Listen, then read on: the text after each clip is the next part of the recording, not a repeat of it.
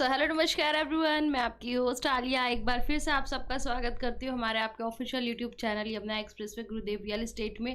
हाजिर एक नई वीडियो के साथ आपके सामने ज़िवा इंटरनेशनल एयरपोर्ट से बड़ी अपडेट निकल कर आ रही थी, जिसे हम आपके साथ शेयर कर रहे हैं अपनी इस वीडियो के थ्रू।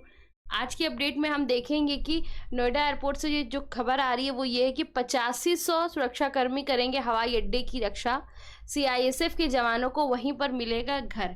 बेसिकली ज़िवा इंटरनेशनल एयरपोर्ट बिल्कुल तैयार हो गया है, बन के लगभग मानिए कि स्टार्टिंग के फेज़ में है। और जैसे ही ये स्टार्ट होगा तो आप जैसा कि आप सब जानते हैं इंटरनेशनल एयरपोर्ट है, सिक्योरिटी सेफ्टी हर एक चीज़ का ध्यान दिया जाएगा। वहाँ पे कई सौ जवान वहाँ पे तैनात होंगे, सुरक्षाकर्मी जो आपकी सिक्योरिटी और सेफ्टी को ध्यान में रखेंगे। उनके लिए वहीं पे रहने के लिए भी इंतज़ाम किया जा रहा है। और क्या प्लानिंग है इस वीडियो में आपको देखने को मिलेगा, तो वीडियो एंड तक देखिए। आ जाइए मेरे साथ। जेवर में बन रहे नोएडा इंटरनेशनल एयरपोर्ट की सुरक्षा 8500 कर्मियों के हाथ में होगी। इनमें 4500 सीआईएसएफ के जवान होंगे। इन सीआईएसएफ को यहां पर रोकने में कोई समस्या ना हो, इसके लिए यमुना प्राधिकरण यानी कि यमुना अथॉरिटी ने बंदोबस्त किए हैं। नोएडा एयरपोर्ट परिसर के अंदर ही इन 4500 सीआईएसएफ के जवानों के लिए इंतजाम किया जाएगा। उनको परिवार के अंदर ही फ्लैट्स मिलेंगे।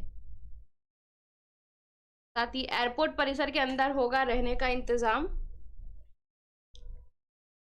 यमुना प्राधिकरण के सीईओ डॉक्टर अरुणवीर सिंह जी ने बताया कि जेवर में देश का सबसे बड़ा हवाई अड्डा बन रहा है। यहाँ की सुरक्षा को लेकर योगी सरकार और प्राधिकरण काफी सख्त है। इस एयरपोर्ट की अंदरूनी सुरक्षा में 8500 सुरक्षाकर्मी लगाए जाएंगे, जिनमें से 4500 सीआईएसएफ के जवान होंगे।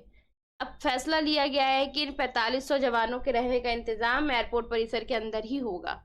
यानी कि 8500 जो पूरे सुरक्षाकर्मी होंगे, इनमें से 4500 जो सुरक्षाकर्मी होंगे वो आपके सीआईएसएफ के होंगे और उनके लिए ही अरेंजमेंट किया जाएगा उनके रहने के लिए।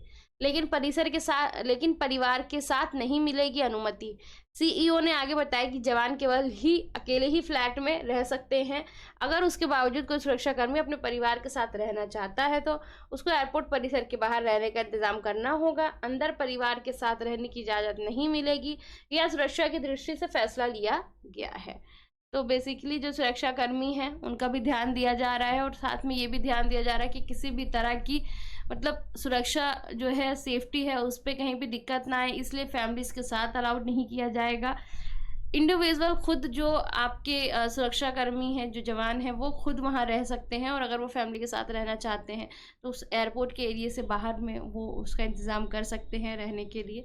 ये पूरी अपडेट थी जो निकल कर आ रही थी। इस तरह की बहुत सारी अपडेट, क्योंकि अब एयरपोर्ट स्टार्ट होने के फेज़ में है, एयरपोर्ट स्टार्ट होगा, आपको भी पता है कि बहुत सारी चीज़ें हैं जो वहाँ पे जिनकी ज़रूरत होती है, जिनसे रिलेटेड बहुत सारे ऐसे पॉइंट्स रहेंगे जो निकल कर आपके सामने आएंगे।